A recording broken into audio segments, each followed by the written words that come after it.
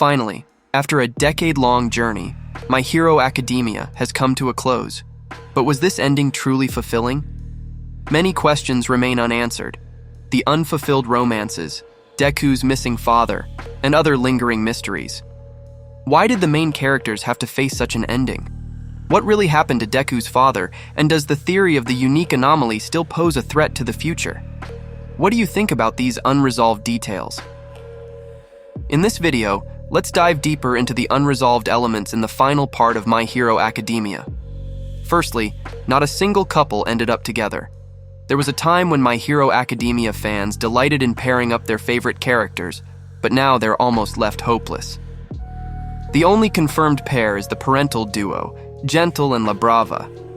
Released from prison due to their contributions during the war, they married and went on to establish a famous tech company together. The closest we get to another couple is Koda and Eri holding hands, but they were only 6 years old at that time. We all assumed that Deku and Uraraka would eventually end up together. In the final chapters, Deku reflected on all the times he admired Uraraka the most, and the story wrapped up with them skipping an exam to spend time together. During the final exam, Aoyama noticed Uraraka's feelings for Deku, causing her to blush so intensely she nearly fainted. Honestly, if she hadn't held back, Uraraka might have been swept straight into 13's black hole quirk. Before the provisional license exam, Uraraka developed strong feelings for Deku, so much so that even her friends noticed. But she chose to set those feelings aside to focus on her dream of becoming a hero. Later, Deku gave her a necklace for Christmas. She cherished this gift and kept it with her at all times. Toga even held it in her hands when she died. In the midst of battle, Uraraka finally admitted that she loved Izuku Midoriya. So, why didn't they become a couple? In the final chapter, there's a scene of them talking as snow falls, but it's really just mundane and unremarkable. At least she's looking up at him in the final scene, right? Or so I thought, until I realized Shoto was looking at her too. Strange. There are other couples that never went anywhere either. Ojiro had feelings for Invisible Girl. Jiro liked Kinoko. Kirishima and Mina's story has mostly been tied together throughout. There were rumors about Mount Lady and Kamui Woods dating, and they almost always appear together in promotional images. Kaminari and Jiro also didn't share many moments, but at least their hero agencies seem to be next to each other. You can't expect too much romance from a Shunin series, but it's almost tradition to end with a little love. The original Dragon Ball wrapped up with Goku flying off with Chi-Chi. By the end of Naruto, he and most of his friends had kids. The same goes for Bleach and Demon Slayer, but with this ending, it seems they'll keep teasing fans indefinitely. Next, let's talk about the post-timeskip designs of Class A. I know how this might sound, but don't get me wrong, I absolutely love these designs. I think each one of them looks fantastic. However, there's no way to tell that this is supposed to be 8 years later. Thanks to leaks, the final image was the first one I saw of the entire group. My initial thought was that they had just graduated after 2 years, right at the start of their pro-hero careers. But no, this is them after 6 years as pro-heroes. It's like Deku just took a Mario mushroom and that's the end of the story. On the other side of the series, we have an unanswered question that I'm sure everyone's been wondering about. What happened to Deku's father, the fire-breathing Hisashi Midoriya? He's mentioned in the first chapter of the story and then never brought up again. We first learned his name back in 2016. The author introduced Bakugo and Jiro's parents, as well as Deku's mother. But instead of having Hisashi around, we're told he's working abroad. So for the most part, Inko raised Deku on her own. However, in 2018, Horikoshi attended San Diego Comic-Con and answered some questions, a rare event for someone behind such a popular series. But clearly, he's a big fan of Western comics. Just look at his Marvel collection from 2015. Anyway, at that time, Horikoshi stated that Deku's father would be revealed in the future. He also said the same about revealing Invisible Girl's face. In a side segment of an episode, some fans even thought he'd forgotten the whole thing. But over 300 chapters later, we finally saw her true face. This only makes the complete absence of Deku's father even stranger. What kind of job does Hisashi have that prevents him from at the very least, picking up the phone.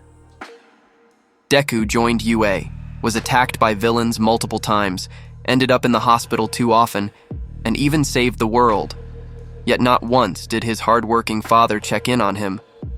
It sounds like Deku grew up with more issues than just lacking a quirk. When Deku finally returns home in the last chapter, he's greeted by his mother at the door. If you look closely, there are 3 umbrellas and 3 pairs of shoes, including the ones he's taking off. The pair on the right could belong to Deku's father, but that's just speculation, and he still remains absent. Surprisingly, he isn't the only one to abandon our protagonist. After graduating high school, Class A left Deku behind because he didn't have a quirk. Deku didn't become a professional hero like his friends. Everyone else became heroes, and it seems quite difficult for him to meet up with them. Deku has to catch up on his friends' lives through the news. This situation is so sad that Aizawa, now Deku's colleague, even wonders aloud if the guy is lonely. And honestly, he was. This left me a bit disappointed. Since the battle, the crime rate has dropped drastically. This is undoubtedly thanks to the active efforts of both the Hero Commission and society as a whole. But if you remember when All Might was at his peak, his presence was said to have reduced Japan's crime rate to just 3%. While there was an increase, most criminals in the final battle were prison escapees. At that time, heroes had to work harder than ever. However, with Hawks, the new president of the Hero Commission and a master of speed and efficiency, he also focused on building a society where heroes had free time. Thanks to unprecedented support both domestically and internationally, the country's rebuilding efforts were completed in mere weeks instead of the usual decades. As a result, heroes are much freer than before. Yet over the course of those 6 years, not one of Deku's 19 classmates made time for him. These were the very characters who once worried and cried over each other frequently. Everyone was concerned about Ochiko's behavior after the battle Deku went through, feeling almost exactly right about their emotions, but no one paid attention to Deku. Of course, they were quick to comfort him when they discovered he would ultimately lose his powers. But despite the long journey we've all been through, none of them believed Deku could become a hero without powers. In fact, Deku didn't even believe in himself. Which brings us to the next point: Deku's dependency on help. Deku is incredibly smart and resourceful with the tools he has at hand. The problem is, those tools are almost always handed to him. I don't think there's anything wrong with One for All being passed on to him by All Might. But before he had One for All, he insisted on becoming a hero. And when his powers disappeared, he completely gave up on being one. 8 years later, we see that support items have become a trend, advancing at an impressive rate, almost on par with quirks. This newfound popularity is partly due to the countless illegal items that civilians used during Japan's chaotic times. Previously, they were mostly exclusive to heroes, but this world's technology has always been remarkable. UA has various robots with advanced artificial intelligence, and Tartarus, once one of the highest security prisons in the world, achieved near impenetrable security thanks to an army of robots instead of hero forces. The emergence of quirks is said to be the only reason humanity hasn't ventured further into space travel. Essentially, the technology in this world is theoretically centuries ahead of ours. So why did Deku need a costume worth millions of yen before becoming a pro hero? In reality, we could remove support items altogether, and this argument would still stand. Knuckle Duster was once a pro hero, but after losing his quirk, he became a vigilante. He directly faced off against Eraserhead, and even took down a guy with a super strength quirk boosted by Trigger. Stain was a serial hero killer. His Blood Curdle quirk wasn't tied to athletic ability or swordsmanship. Both of those were much more significant in his fight against 3 young heroes with superior quirks. When Mirio lost his quirk, he still defeated Overhaul. Even All Might, who passed on his power to Deku, intended to become a symbol of peace before knowing he could have a quirk. He was born into an even more chaotic era and met his mentor, Shimura Nana, with a metal pipe in hand, ready to fight crime.